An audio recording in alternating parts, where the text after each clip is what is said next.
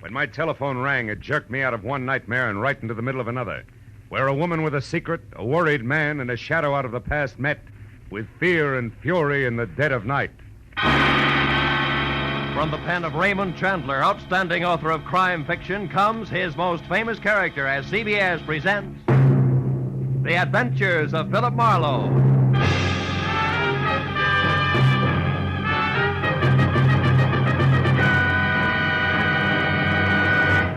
And now, with Gerald Moore, starred as Philip Marlowe, we bring you tonight's exciting story, The Friend from Detroit. There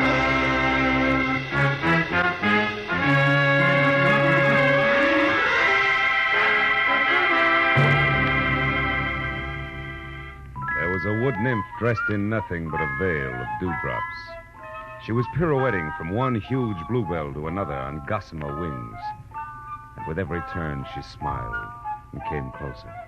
But just as I reached out for a hand, something happened. The bluebells changed into old tomato cans and started to ring. A bandy-legged little man with a jackhammer went to work on my head. I fell over a cliff, and just before I landed on a red-hot pile of broken Scotch bottles... Oh, I woke up. But the jackhammer didn't stop. I switched on the light and looked at my watch. It was 1 in the a.m., and the phone on my bed table was screaming for an answer. Hello? Marlowe, this is Dave. Betty's gone. She's in trouble. You gotta help me, Marlowe. You gotta come over to my apartment right away. Wait a minute. Who is this? Dave Pryor. I run the coffee joint in the corner. You know me. Yeah, sure, Dave. I remember. What's the matter? My wife, Betty, she's gone. You gotta help me. Dave, it's 1 o'clock in the morning. I'm in bed.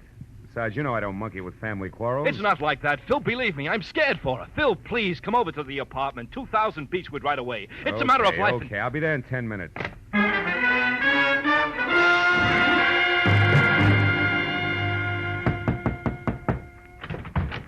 Marlowe, I thought you'd never get here. Look, somebody fired a shot through the door, and when I got back with the aspirin, Betty was gone. All and right, that wait guy a minute, with Dave, hold it.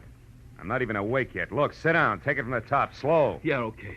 Maybe it started this morning at the coffee joint when a fancy guy came in and talked to Betty. She waits on the table. Yeah, I know. What do you mean fancy? Well, a slick dress, a cufflink, stick pin, all that. I didn't know him, and Betty tossed him off to me as a masher. Maybe he was, but she seemed upset. Slower, huh? Oh, yeah, sure.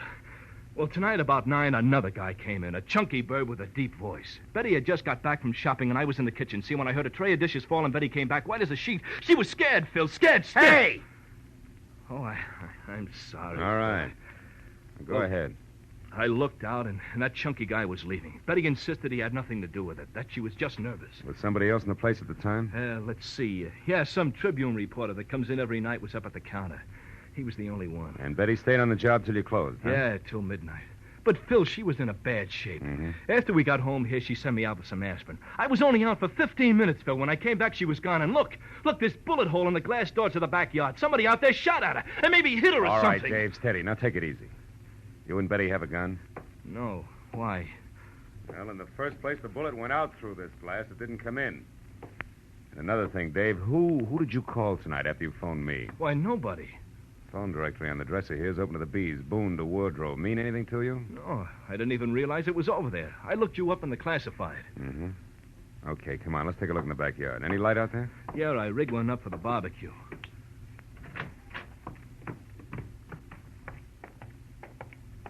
Look, Marlowe, there must be something take it easy. Now, we'll straighten this out, believe me. Now, let's see. Line of sight seems to run somewhere between the barbecue and the gate. No footprints, though. Maybe... Marlowe. Marlowe, here by the tree. It's a hat. Gray snap brim, initials VR on the sweatband. VR. Mean anything to you? Why, no. Well, sure. That's Van Remini's hat. He's the newspaper guy I told you about. Tribune reporter that was in your place tonight? Yeah. Why should he be dodging bullets in your backyard? I don't know. Dave, where's Betty from? Detroit. When she came out here, I gave her a job. And then you both fell for each other and got married, huh? Yeah, 2 years ago next month. And we've been happy, Phil. We've been... Yeah. Now, look, Dave. Why did you call me instead of the cops? I guess I'm afraid she's mixed up in something bad. You know, if it turns out that way, I'll have to call him myself. Okay, Phil. But you're on my side until you know for sure. Yeah. All right, now you stay here, close to your phone. Okay. I'll check with you. Right now, I got to get a line on a bare-headed reporter. He can get us started if he hasn't lost anything more than his hat when I find him. So long, Dave.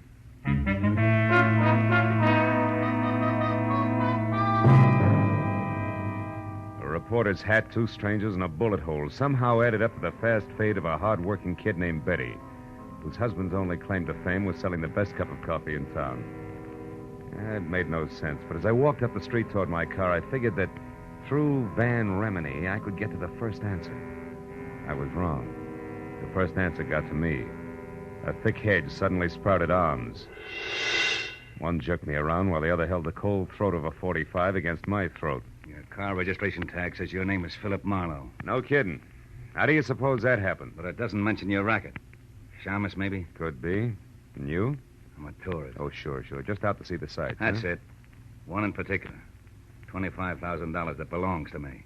I don't want any interference from you or that square inside there. You mean Dave Pryor? I mean Dave Pryor. I'll go back in there and tell him to cool off. The little woman is all right. She's just helping an old friend, you might say. Might I say you're the friend? Never mind. Unless Mr. Jitters in there kicks up a fuss, everything will be fine. Betty knows what she's doing. She's got a lot of talent for it. Too much to waste slinging hash. And remember what I said, Marlowe. Lay off.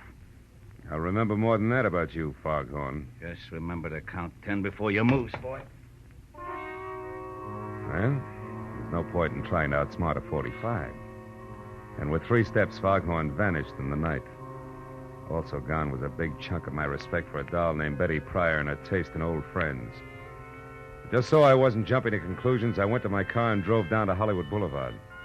At the first all-night gas station, I stopped and put in a call to the Tribune, where a guy on the desk told me, through a mouthful of mangled cigar, that unless Remini was at Bungalow 24, Beverly Crest Hotel, covering the murder of an ex-Detroit hood, he was fired. Then he hung up. But the one word Detroit made the call a jackpot, so I headed for the hotel on the double. It was pink and Spanish and squatted in a grove of well-behaved palm trees at the edge of a domesticated jungle, which gave the illusion of privacy to a string of bungalows that weren't. But number 24 had all the privacy of a glass-faced cutaway beehive when I pulled up in the middle of 2 squad cars and an ambulance and went inside. Sprawled on the floor in front of a desk was the very well-dressed Exhibit A, complete with cufflinks and stickpin, and presiding as usual was Detective Lieutenant Ibarra, who didn't see me until I walked up beside him. What are you doing here, Marlowe? I can smell blood clear across town. What's the story, Ibarra? The name is Speck Willard, a gambler from Detroit. Retired out here to California a few years back to play horses and women. He was shot to death at about 8 o'clock tonight by a person or persons unknown. Another gang job? No, I don't think so. Looks more like armed robbery that'd get out of hand. How so? We found a currency wrapper from a local bank that read $25,000 in an open drawer in the bedroom. And one of the bellhops saw a woman, unidentified so far, run out of here about the time the coroner says that Willard was shot. A woman? Yeah, that fits because he was known to be quite a nightclubber and general playboy. You wouldn't happen to know something about this woman, would you, Marlowe? Me? Certainly not. No, I'm after a man, a live one, I hope. Mm-hmm. Well, look, Marlowe, take this nickel. In case you should just happen to hear something, I want you to spend that on a phone call to the police department. Now, who is it you're looking for? A Tribune reporter named Van Remini, you know him? Unfortunately, that's him over there, the sticky-fingered one by the window, swiping that book of matches just now, the one without a hat. Oh, yeah, I know. Thanks, Lieutenant. I'll see you. Hey, Remini, can I talk to you a minute? Yeah, sure. What's on your mind? I'm Philip Marlowe, private detective. Well, don't apologize. What's up, Marlowe? Know a girl named Betty Pryor? Pryor? Mm-hmm, yeah. Yeah. She and her husband run a one-arm joint on Franklin, don't they? That's right, Remini. I understand Betty got into a little trouble tonight. Heard about it? Nope. Wouldn't worry, though. Trouble's not new to Betty. Yeah, that's one popular school of thought. Incidentally, you seem to be going a long ways out of your way on this run-of-the-mill murder story, Remini. You're taking a long way around to the point, pal. Get with it. I'm in a hurry. Okay, pal. But keep it under your hat, won't you? The gray one, I mean. Oh, so that's how Yeah, that's the way it is, yeah. Now, do you mind telling me what you saw in Pryor's backyard tonight? You name it. Shall I play dumb or lie? Suit yourself. See, my press card's just as good as your license, sweetheart. It gets me in, gets me out again. In my dodge, that's called reporting. Remini, I'll squeeze the truth out of you eventually. I'm sorry I can't wait. I've got a deadline. Anything else? Yeah, one thing, a match. Yeah, sure, Marlowe. Anytime. Thanks. Mm-hmm. And, Remini, Yeah? don't hang on too long, huh? Liable to singe your pinkies. The reporter blew out the match and looked at me steadily for a moment. and his lips shaped a word I ignored. Then he walked away. I had seen enough of the book of matches he'd stolen to know it was from the Star-Kissed Room, a glossy, glass-roofed dine, dance, and drink emporium near Arthur Murray's studio on Wilshire Boulevard. So I made like I was in for the night and watched Remini leave. All the way to his car, he kept looking back over his shoulder as if he expected to be followed. I waited till he was out of sight, and then I headed for Wilshire in the Star-Kissed Room. But when I got there, it was closed. Remini's car wasn't in the neighborhood, and the only thing that kept the trip from being a total loss was a spotlighted picture. 10 feet square of a sultry, svelte chanteuse labeled Carla Borden, whose come-on-in smile and almost costume was a cinch to increase the accident rate of the block by 20%. But then I took another look at her name and got back to business. It started with a B, as in phone book, opened to Boone and Bordeaux.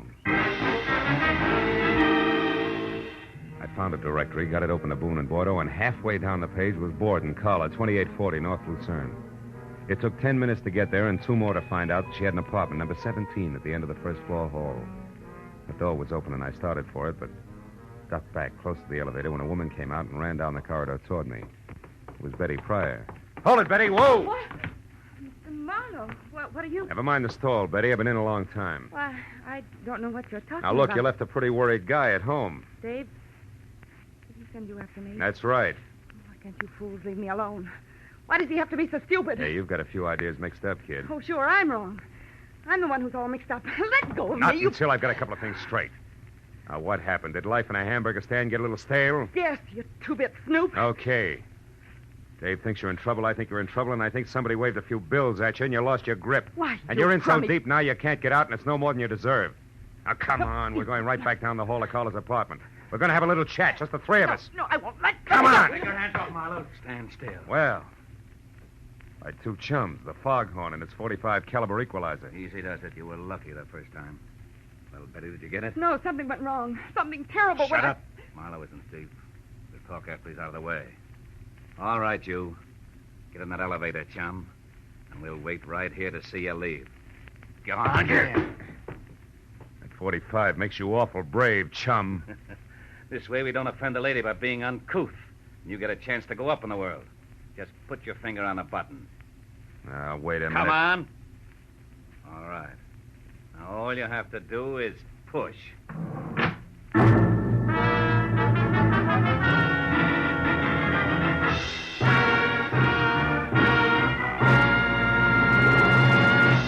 In just a moment, we will return to the second act of The Adventures of Philip Marlowe. But first, the most famous neighbors in radio, the Ronald Colemans, will pay Jack Benny a visit again tomorrow as CBS's Great Sunday Night gets underway with another star-studded group of famous entertainers. Amos and Andy, Lum and Abner, Eve Arden as the gay schoolmistress, our Miss Brooks, and Helen Hayes as a hillbilly. These are only 4 more of the 10 great entertainments which will come your way tomorrow night. Go visiting with the Colemans on all of these same stations on The Jack Benny Show and hear the rest of CBS's Great Sunday Night 10 as they come one by one over most of these stations. And now, with our star, Gerald Moore, we return to the second act of Philip Marlowe and tonight's story, The Friend from Detroit.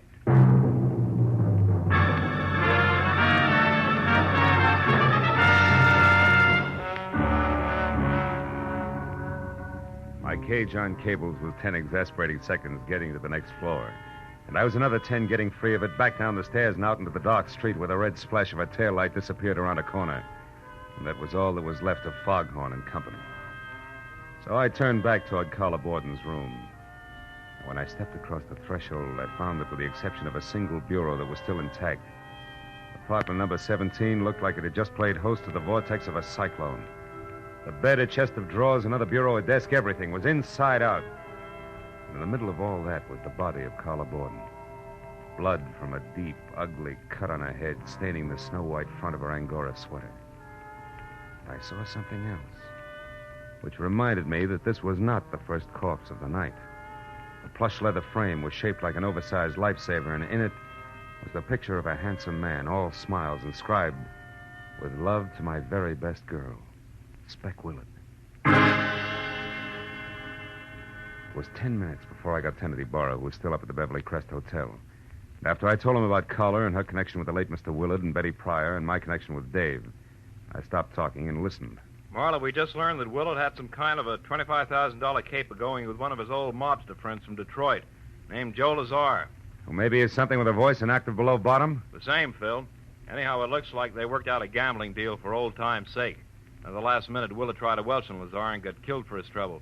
Then Lazar searched the place until he found the $25,000. No. That part doesn't fit, Ibarra. How so? Well, I've run into Lazar twice tonight. I know he and the money are still strangers. Oh? After what happened here with the team of Betty and Lazar getting to the singer Carla, I figured they're still looking for it. Also, I figured Carla was somewhere near when Lazar killed Spec Willard, and that she took the money and... Call you later, Ibarra. I got clumsy company in the hall outside.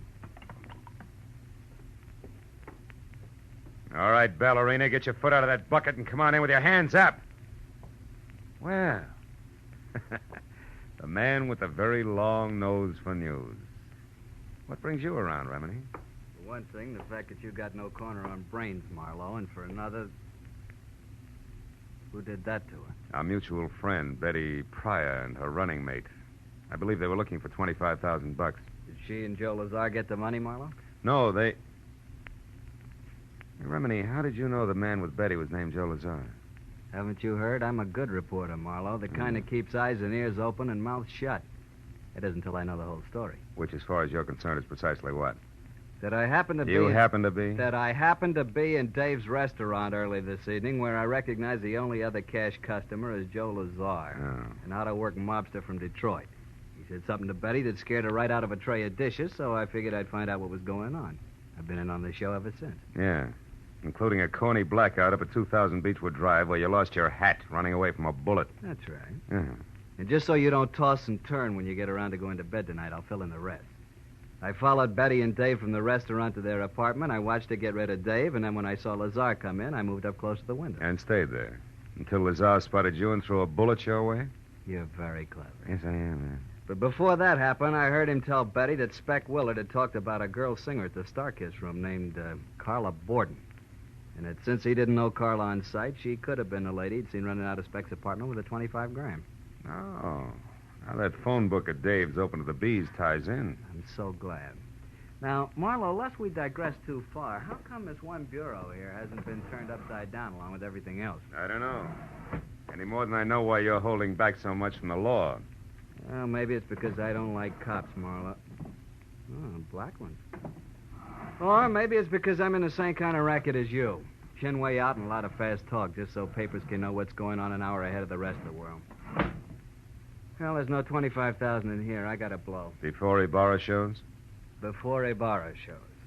He always arrives with an entourage, Marlowe, one that includes other news hounds. So it's me for a fast cab and downtown to my paper with a story. Come on, fellow. I'll see you around. Hey, wait a minute, Remini. Yeah? I'll give you a lift. I'm going that way myself. Okay. I got a story, too. A lousy story I've got to tell a nice guy named Dave. Come on.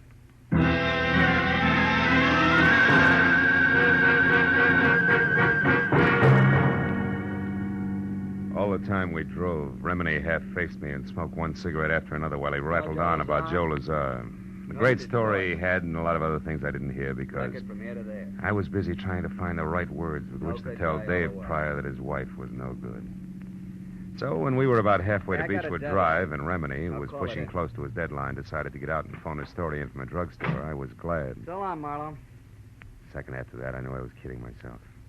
Because even with just silence for company, I was still no place with the right words. 10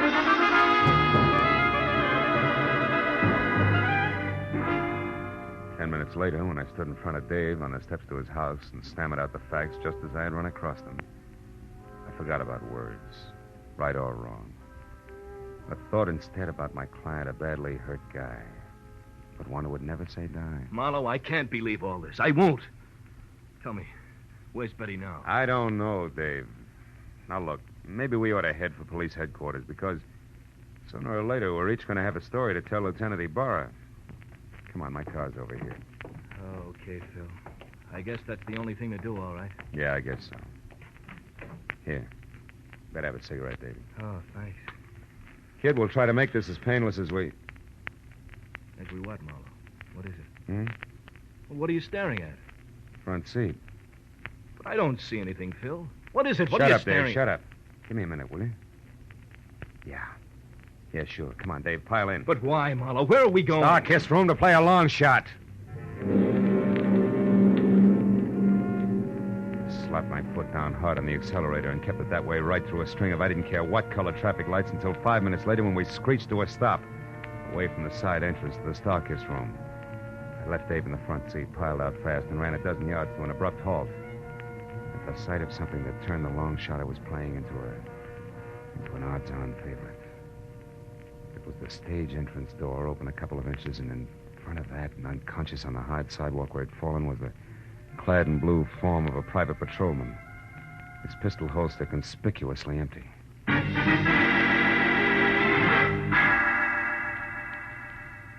Inside, I slowly picked my way along an L-shaped corridor until I saw a shaft of bright yellow from a flashlight that was moving away from a door marked Carla Borden. It brought me up short and flat against the wall. But then as the man on the other end of the beam of light moved away from me, I got a very steady grip on the .38 in my pocket and started after him.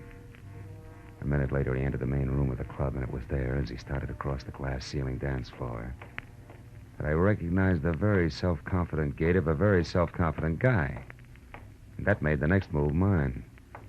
Bar's closed, Remini, and don't move, Buster. I'll blow your head off.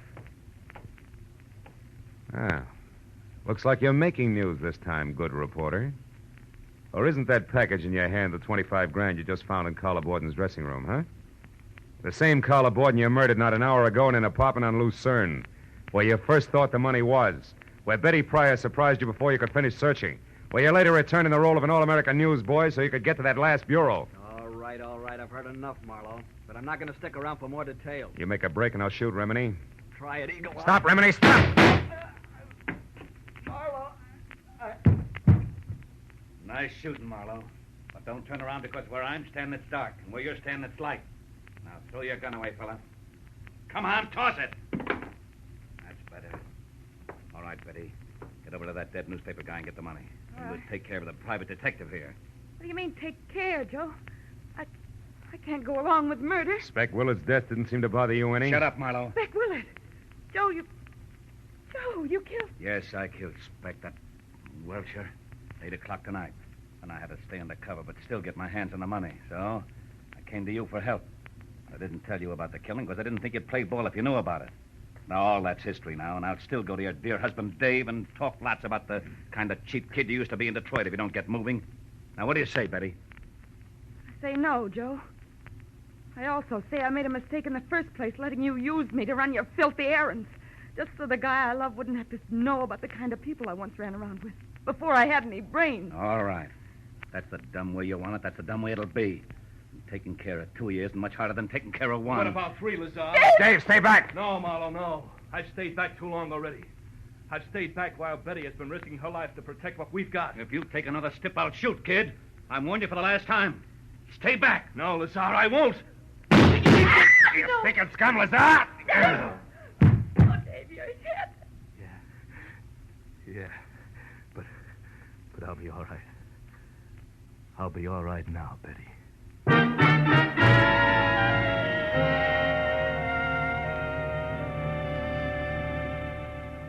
Dr. Reese, please report to surgery. Well, Mrs. Pryor, Dr. Reese, Marlowe, the please doctor says that report Dave's to going to be surgery. fine in a couple of days. Yeah. Caught one on the shoulder, the other on the hip. He certainly had courage, didn't he? Yeah, and you did all right, too, Betty. Mixing in this whole mess just to keep the home fires burning. Tell me, whatever made you think that a guy like Dave wouldn't understand that you turned over a new leaf? Well, Dr. Reese wanted in I surgery. don't know, Phil. I guess I wasn't very smart. No, you weren't, Mrs. Pryor, but you're lucky because Marlowe here was. And that brings me around to a loose end, Phil. How did you know that Remini was your man? Oh, that. Because of something I saw in the upholstery of the front seat of my car, Ibarra. Tufts of snow-white Angora, which was the kind of sweater that Carla Borden had on when she was murdered, after they struggled. And since you didn't touch the body yourself, they couldn't have come from your suit. No. And Remini was the only other one who had been in my car. So I figured that the Angora fuzz had gone from Carla's sweater to Remini's suit to my upholstery. All of which means that Remini must have been in Carla's room before I got there as well as after. See? And then once I thought back about his getting out of my car to phone his story in, I realized that when I dropped him near a drugstore, he had also been near the Star-Kissed room. Yes. That's exactly where he'd headed. Mhm. You see, Phil, Joe and I followed both of you from Carla Borden's place because, well, after Joe put you in that elevator and we ran, Joe said we had to return and wait for Remini, who was sure to come back and finish his search. And the whole business because Lazar, after he had murdered Speck Willard, was afraid to publicly go after Carla Borden, and the money he felt was his. Yes. And he knew about me and Dave because Speck Willard accidentally dropped into our place this morning. Correction, baby. What? Yesterday morning. Oh, It's now 9 a.m. Oh, and a good time to call quits, huh? Good night, kids.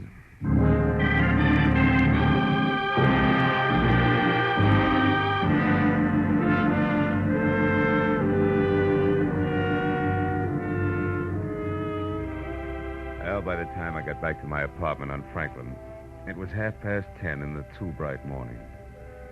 I was sporting sandpaper eyelids and a knot in the small of my back that felt like a wet dish rag.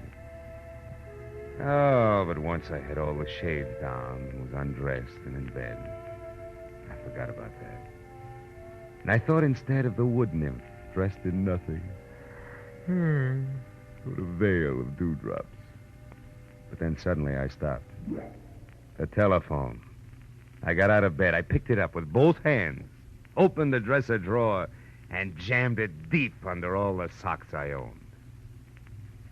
And then I got back to bed.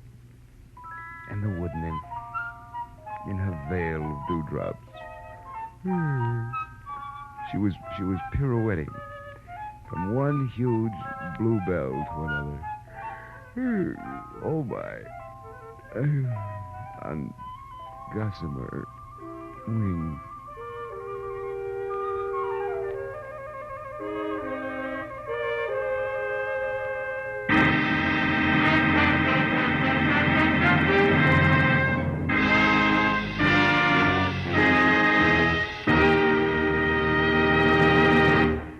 The Adventures of Philip Marlowe, created by Raymond Chandler, stars Gerald Moore, and is produced and directed by Norman MacDonald. Script is by Mel Donnelly, Robert Mitchell, and Gene Levitt. Featured in the cast were Virginia Gregg as Betty Pryor, Peter Leeds as Dave Pryor, Harry Bartell as Van Remini, and Ed Begley as Joe Lazar. Lieutenant Detective Ibarra was played by Jeff Corey. The special music was by Richard Orant. Be sure and be with us again next week when Philip Marlowe says... It was a hunt through a jungle of city streets, with danger waiting at every intersection, until halfway through, when the hunters became the hunted, and death brought an end to the game.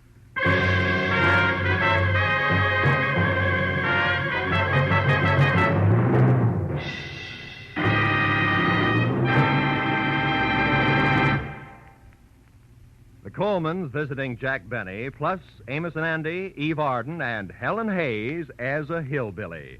Yes, that earlier announcement about CBS programs tomorrow night sounded great, didn't it? Except you Philip Marlowe fans may have been wondering, isn't there a mystery show among that great Sunday night 10 on CBS? Of course there is. One of the great detectives in the mystery world, Dashiell Hammett's one and only Sam Spade. Sam will be here, hard-hitting, fast-moving as always, tomorrow night on most of the same CBS network stations. This is Roy Rowan speaking. Now, stay tuned for Gangbusters, which follows immediately over most of the same CBS stations.